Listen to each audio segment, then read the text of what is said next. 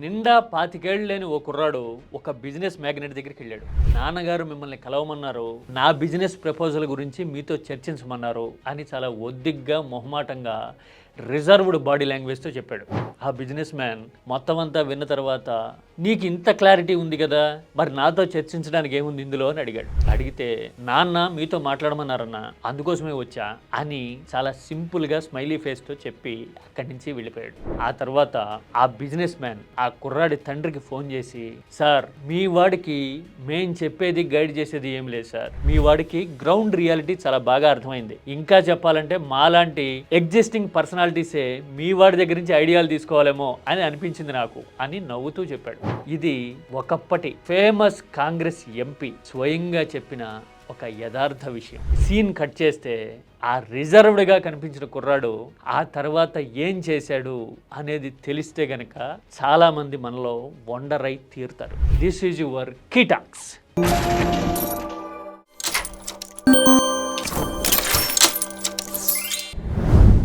ఆ బిజినెస్ మ్యాగ్నెట్తో ఆ కుర్రాడు మాట్లాడింది హైడల్ పవర్ ప్రాజెక్ట్స్ గురించి. ఈస్టర్న్ స్టేట్స్లోను, నార్త్ ఇండియాలోను ఎక్కడెక్కడ హైడల్ బెల్ట్స్ ఉన్నాయి, తక్కువ ఖర్చుతో లెస్ హ్యూమన్ ఇంటర్వెన్షన్తో మేజర్ టర్న్ ఓవర్స్ ఎలా సాధించవచ్చు అనే తన ఐడియాని ఆ బిజినెస్ మ్యాన్తో చర్చించాడు. అదంతా విన్న తర్వాత ఆ బిజినెస్ పర్సనాలిటీ ఆశ్చర్యపోయి, నీకు ఇంత అవగాహన ఎట్లా వచ్చింది, నువ్వేం చదివావు అంటే అతను చదివింది సాధారణ డిగ్రీనే, కానీ అతనుకున్న బిజినెస్ అవేర్నెస్ కానీ అడ్వాంటేజెస్ని క్యాప్చర్ చేసే తీరు కానీ కాంటెంపరీస్ కంటే బెటర్గా ఎలా ఉండొచ్చు, క్లినికల్ అప్రోచ్ ఎలా తీసుకోవచ్చు అనే విషయంలో కానీ అతనుకున్న అవగాహన ఆ వయసులోనే, ఇది mid-20sలోనే ఆ బిజినెస్ మ్యాగ్నెట్కి నిజంగా సర్ప్రైజింగ్గా అనిపించింది. ఆ తర్వాత ఆ యువకుడు హైడల్ విద్యుత్ రంగంలో ఫాస్టెస్ట్ గ్రోయింగ్ ఇండస్ట్రియలిస్ట్గా ముద్ర వేశాడు.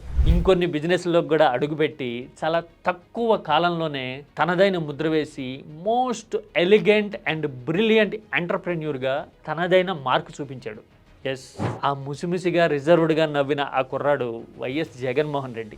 ఆ బిజినెస్ మ్యాన్ తర్వాత కొన్నేళ్లకి కాంగ్రెస్లో 2 టర్మ్స్ ఎంపీ అవ్వడము, మోస్ట్ కాంట్రవర్షియల్ అవ్వడాన్ని కూడా తెలుగు రాష్ట్రాలు చూసినాయి. అది వేరే స్టోరీ. ఇప్పుడు ఈ విషయం ఎందుకు అంటే, బిజినెస్ చేయాలి అంటే అడ్వాంటేజ్, మార్కెట్, కాంటెంపరీస్ మీద అవగాహన అనేవి ఇంపార్టెంట్. అదే రాజకీయాల్లో అయితే గనక జనం సమస్యలు, వాటికి పరిష్కారాలు, భవిష్యత్తు నిర్మాణం లాంటి వాటి గురించి ఆలోచించాల్సి ఉంటుంది. బహుశా బిజినెస్లోంచి వచ్చాడు కాబట్టే రాజకీయాల్లో తనదైన పంథాని జగన్ ఏర్పాటు చేసుకోగలిగారేమో అని అనిపిస్తుంది.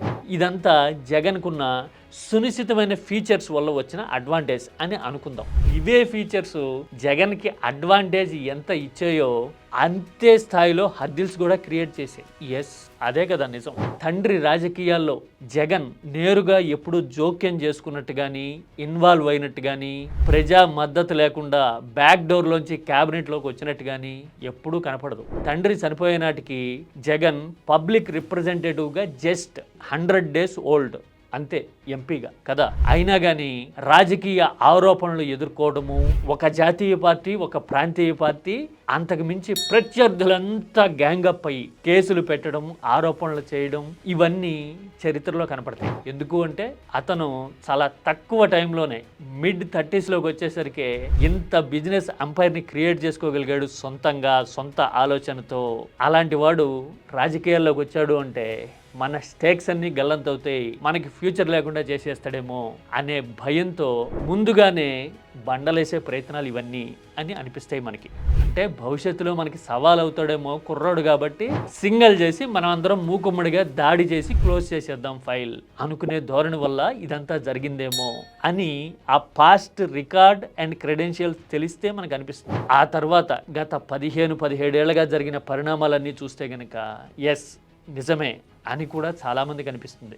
ఎందుకంటే జగన్ మిగతా వాళ్ళకంటే భిన్నంగా తన చుట్టూ ఉన్న వాళ్ళకంటే వైబ్రెంట్గా ఆలోచించడమే కాదు, వరల్డ్ క్లాస్ సిస్టమ్స్ని ఎట్లా క్రియేట్ చేయొచ్చు, ప్రజలకి ఉపయోగపడేలాగా క్షేత్రస్థాయిలో ఫెసిలిటీస్ని క్రియేట్ చేసి సెల్ఫ్ సస్టైనబిలిటీ ఎలాగా సాధించవచ్చు అనేది తనదైన పంథాలో ఆలోచించడమే కాదు నిరూపించాడు ఒక 5 ఏళ్ల పాటు. ప్రత్యర్థులందరూ ఏకమై ఇలా ఎన్ని హర్డిల్స్ క్రియేట్ చేసినా వాటన్నిటినీ ఫేస్ చేయడమే కాదు, పబ్లిక్ పబ్లిక్ లైఫ్లోకి వచ్చి తను అనుకున్న లక్ష్యాల్ని సాధించడమే కాదు, పరిపాలనలోనూ తనదైన పంథాని జగన్ ఎస్టాబ్లిష్ చేసేందుకు ట్రై చేశారు. జగన్తో పోటీ పడాలనుకునే వాళ్ళైతే బిల్ గేట్స్, IBM, గూగుల్ లాంటి ప్రపంచ స్థాయి బ్రాండ్ల పేర్లు వాడుకుని పబ్లిసిటీ చేసుకోవాలేమో, కానీ జగన్ మాత్రం తనదైన పనితీరునే బ్రాండ్గా చేసేందుకు గ్రామ స్థాయి నుంచి తనదైన ఆలోచనని నిర్మాణాత్మకంగా అమలు చేసేందుకు ట్రై చేశాడు అని 1924 మధ్య పీరియడ్ ప్రూవ్ చేస్తుంది.